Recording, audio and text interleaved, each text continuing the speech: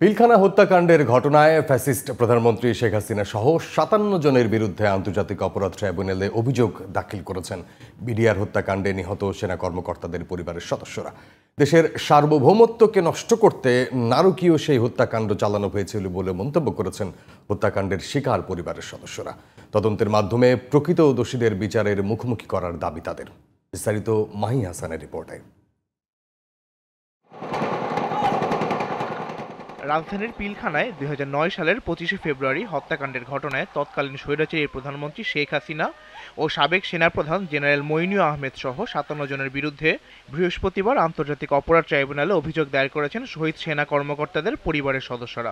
তৎকালীন অবৈধ প্রধানমন্ত্রী শেখ হাসিনা সহ তার দোসররা রাষ্ট্রীয় স্বাধীনতা সার্বভৌমত্বকে সংকটের মুখে ফেলার জন্য এবং তার স্বৈরশাসনকে দীর্ঘস্থায়ী করার জন্য দুটি বৃহৎ এবং শক্তিশালী নিরাপত্তা বাহিনীকে ধ্বংসের উদ্দেশ্যে এই গণহত্যা এবং মানবতা বিরোধী অপরাধটি সংগঠিত করেন।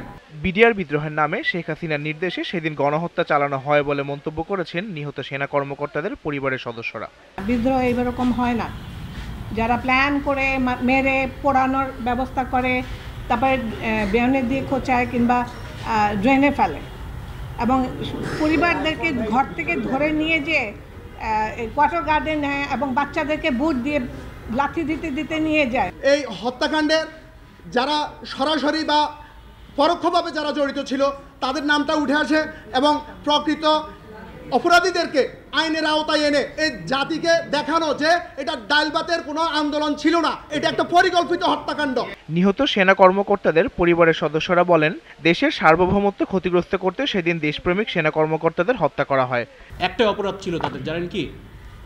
তারা বাংলাদেশকে ভালোবাসতো, বাইরের শত্রু থেকে দেশকে রক্ষা করত, আর ওদের ষড়যন্ত্রে আমার বাবা এবং মা এবং বাকি সব অফিসার এটা শিকার। আমরা ২০০৯ থেকে যাই চেয়েছি, এখন পর্যন্ত আমরা তাই চাচ্ছি, এক্সট্রা আমরা কোনো কিছু চাইনি, আমাদের চাওয়ার প্রয়োজন নেই, আমরা এইটুকুই চাই সুষ্ঠু বিচার। হাসিনার ফ্যাসিবাদ কায়েমের পেছনে মূল অস্ত্র ছিল বিডিআর গণহত্যা, তাই যে কোনো মূল্যে এর পেছনে থাকা দোষীদের বিচার মুখোমুখি করার দাবি নিহত সেনা কর্মকর্তাদের পরিবারের সদস্যদের। আমরা আজকে অভিযোগ দায়ের করছি এবং আমরা আশাবাদী যে আমরা এর সঠিক বিচার পাবো।